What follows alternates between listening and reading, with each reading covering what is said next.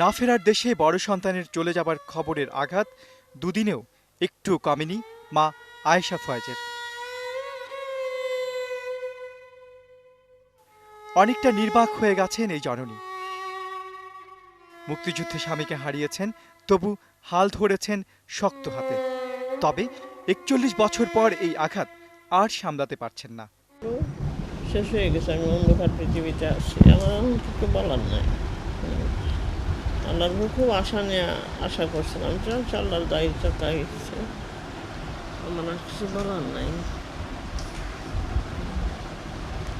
বলার আর কিছু নাই, কি বলবো।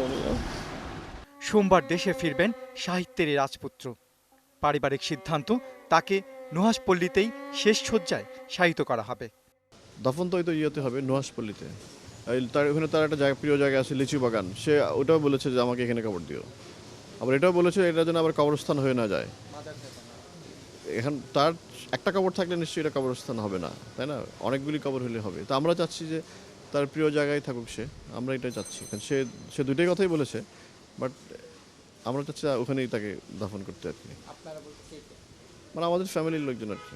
এদিকে প্রস্তুত নুহাশপল্লী। লিচুতলায় শেষবারের মতো ঘুমানোর ইচ্ছে হুমায়ুন করেছিলেন জীবিত থাকা অবস্থায়। বলতো যে ম্যানেজার আমি যদি মারা যাই তো সবাইকে বলে যে আমার কবরটা জন্য এখানে দেয়। হুমায়ুন আহমেদের সাধের নুহাশপল্লী অপেক্ষায় এখন তাকে শেষবারের মতো বরণ করতে।